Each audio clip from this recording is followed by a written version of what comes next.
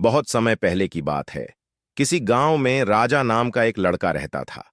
राजा के दिल में एक बड़ा सा सपना था। वह चाहता था कि वह एक दिन गांव के पास बह रही नदी को पार कर सके।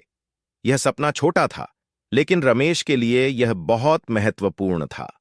राजा का गांव एक सुंदर नदी के किनारे बसा था और वह हर दिन नदी के किनारे खेलने जाता था। वह नदी के पानी में खेलने का आनंद लेता था और हमेशा सोचता था कि क्या वह कभी इस नदी को पार कर सकता है।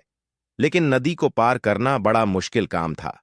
नदी का पानी तेज और गहरा था और बिना उचित तैयारी के यह संभावना भी नहीं था कि राजा नदी को पार कर सके। राजा के दोस्त उसे हंसते हंसते कहते, तू नदी को पार करने की कोशिश क्यों कर रहा है? यह तो असंभव है। लेकिन राजा ने कभी हार नहीं मानी और वह अपने सपने के पीछे पड़ा रहा। राजा ने अपने सपने के लिए कई सारी कठिनाइयों का सामना किया।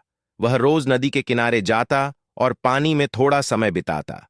धीरे धीरे समय बिताने से वह नदी के पानी के साथ ज्यादा परिचित हो गया। साथ ही उसने अपनी तैरने की क्षमता को और भी बेहतर करने का प्रयास किया। एक दिन राजा की मां ने उसे देखा कि वह नदी के किनारे काफी समय बिता रहा है और दिन रात अध्ययन कर रहा है।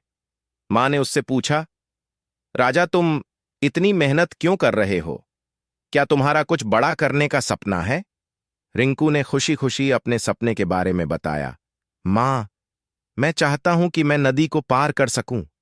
यह मेरा सपना है और मैं उसे पूरा करना चाहता हूं। मां ने राजा के संघर्ष को समझा और उसे उत्साहित किया। तुम इसे कर सकते हो रमेश, लेकिन इसके लिए तुम्हें मेहनत और तैयारी की जरूरत होगी। राजा ने अपनी मां की बातें सुनी और उसने अपने सपने के लिए और अधिक मेहनत करने का निश्चय किया। वह रोज नदी के किनारे जाता और पानी के जल की तेजी को महसूस करता, जैसे कि वह उससे दोस्ती कर रहा हो। अब वह ज्यादा समय नदी में बिताने लगा और धीरे धीरे वह तैरने में माहिर होता गया। अंत में एक दिन राजा ने नदी को पार कर लिया। वह हर मुश्किल को पार करके अपने सपने को पूरा कर पाया। उसके दृढ़ निश्चय और अथक मेहनत ने उसे उसकी मंजिल तक पहुंचाया। अब राजा बहुत खुश